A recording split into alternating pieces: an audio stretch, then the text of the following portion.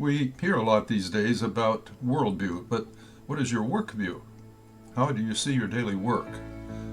Do you see your work as a cash machine, a handy money dispenser that lets you buy what you need and want? Maybe you see your work as a prison.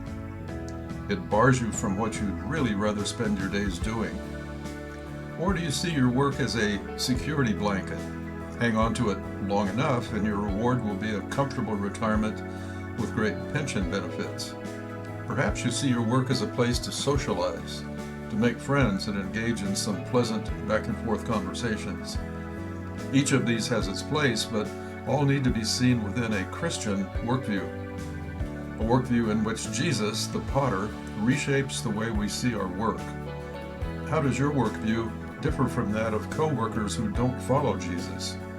Are you seeing your work in its larger Kingdom of God context?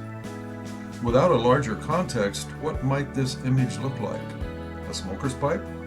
An Alpenhorn? Well, actually, no. Seeing anything in its proper context makes all the difference. As a Christian, you also need to see your work in its context, its Kingdom of God context. In other words, you do it under the authority or under the rule of King Jesus.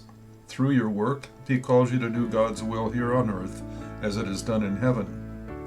God's will is to bless people worldwide. How do we know that? Well, God promised to bless all nations through Abraham's offspring. And sure enough, through his offspring, Jesus, God did so. By trusting him, anyone may have their sins forgiven and get right with God. Through Abraham's descendant, Jesus, God provides his saving grace. But God also extends common grace, through which blessings come to everyone. We all share this kind of grace in common.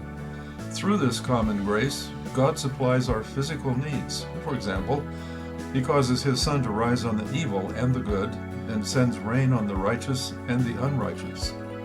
As a result, the land yields its harvest. God, our God, blesses us. How does God get common grace blessings to us? Largely through the work people do. If you are trusting Jesus, you too are Abraham's offspring. And through your work, you are blessing earth's people, just as God had promised. God's common grace reaches people around the world with what is needed for life on his earth: water, food, shelter, clothing, waste disposal, protection, transportation, government, education, healthcare, and more. All of these common grace gifts come to us through the work of human beings. Lester DeCoster served as director of libraries for Calvin College and Seminary in Grand Rapids, Michigan. In his book, Work, The Meaning of Your Life, he wrote, "Work is the form in which we make ourselves useful to others." But wait, someone might object. I can see how the work of doctors blesses others, and I can see how the work of teachers blesses others. But I don't work directly with people. I'm just an inventory control clerk for a food distributor. I work with computer files. I keep track of stock supplies, and I write requisitions for reordering. How am I blessing the world? In our modern world, the systems that provide common grace gifts can be very complex. Working with computers may seem like a tiny cell in an endless, impersonal grid. But if no one managed inventory for food distributors, countless people would go hungry. All legitimate work, combined with the efforts of many others, contributes to God's blessing for the world. Let's see how that works in, say, a simple situation such as buying an apple for your lunch. For sure, having the apple is a blessing.